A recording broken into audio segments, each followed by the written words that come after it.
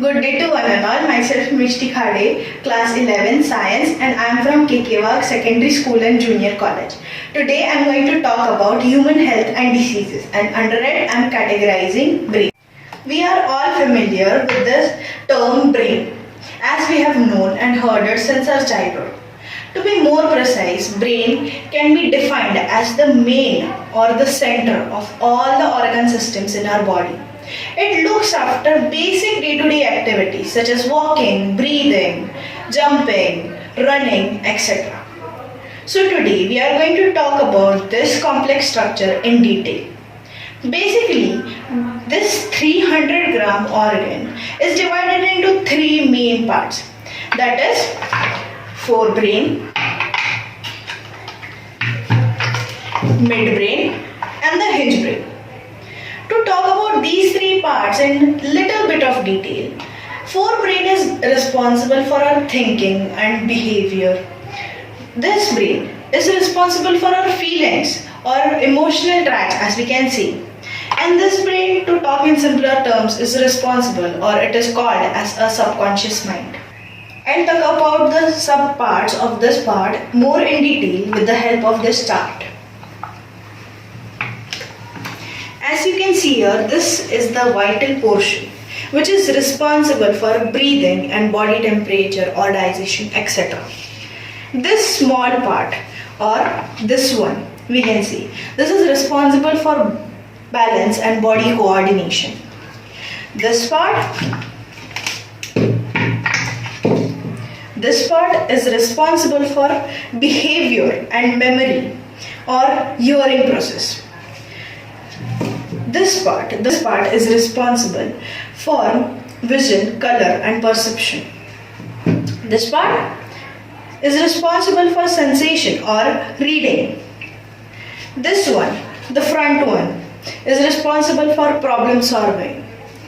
This part, the front one, is responsible for problem solving, emotional traits, etc.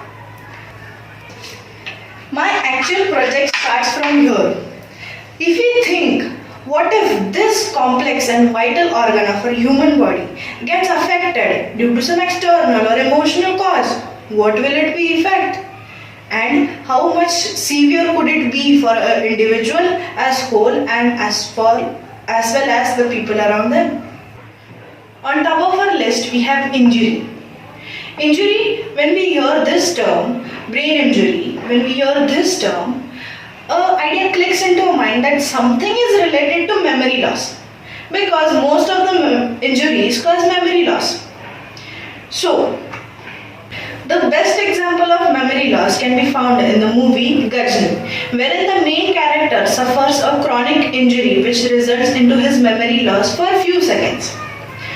So, injury can mostly be divided into two parts, basically external, due to some accident or something else, and internal or emotional pain that is based on some past trauma or some incidences which affects the individuals.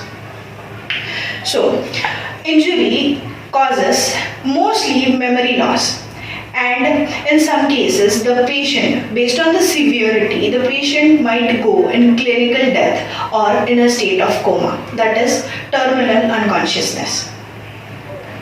I am not going to talk about much in detail about injury, as it is based on severity and intensity and it has n number of results.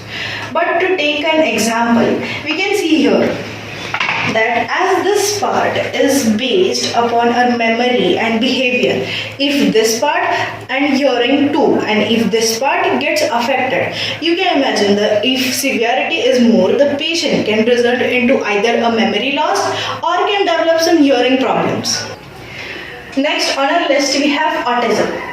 Autism is a word which we have heard at least once in our lifetime. The most common example of autism can be seen in the most renowned movie Dhoom 3, wherein the character Samar Khan suffers from autism. But what is autism? This question can be pretty difficult to define because of its diversity of symptoms among the patients. Autism is most recently called as autism spectrum disorder. Why? because of addition of new symptoms among the patient. But what makes autistic person different? The most common symptom is that they are afraid of eye contact and they find it difficult to interact with people around them. But from these many difficulties, autistic are very creative individuals and are highly intellect. Many of the autistic persons are good at 3D modeling or minute details. So these symptoms can also be related to Savant's syndrome, which is again has a ties closely with autism. In autistic persons brain scan, we can see that this factor, which is responsible for secretion of adrenaline, which is again responsible for fear development in humans. So we can see that this factor in the brain scan of autistic person, this factor has elongated. Okay, this factor has elongated up till here or even more, which again causes the person to develop a fear when around people and again to interact with people around them. Next on our list we have hyperthymesia. Hyperthymesia is the least known and very rarest neurological condition. Patients diagnosed with hyperthymesia are always called as humans with super memory. To check how rare it is, we have an example that only 61 people across the globe are diagnosed with this condition. These individuals, that is, those who diagnosed with hyperthymesia, they possess a super memory, as said earlier, such as they can remember a past incident, even an older incident, with extreme details such as date and time. A very renowned example is Rebecca Sharrock, writer and a traveler.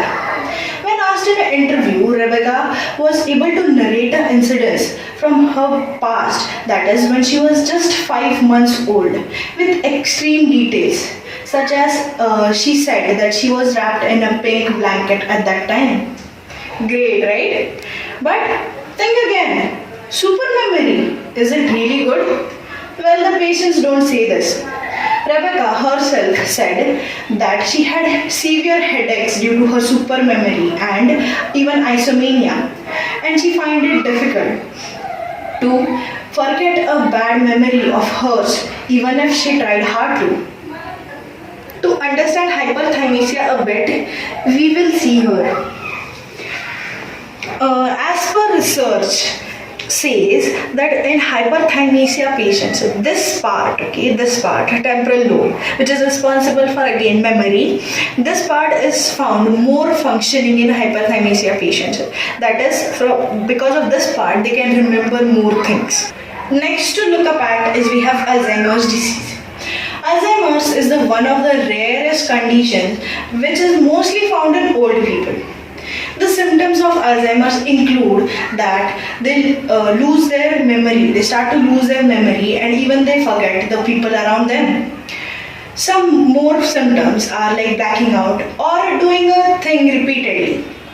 Like if a Alzheimer's patient is pouring a water in a mug, simple water in a mug. So the person may suddenly, like while pouring, may suddenly be blank and will continue to pour even if the mug is filled.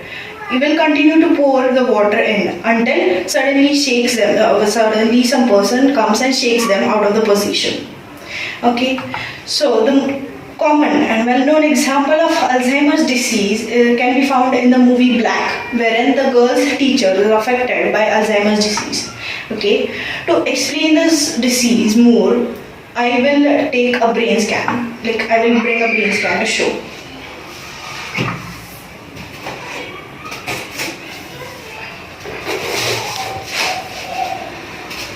Okay, here. Right now I'm not going to stick it on that day I'm going to stick it. So as you can see here, this is like a normal brain scan of Alzheimer's disease and this is of a normal person. If we see, this portions are highlighted in a normal person's brain scan, this ones. Okay, like this ones, which are responsible for thinking processes and memory and etc. Okay, these parts are more highlighted in a normal person's brain scan.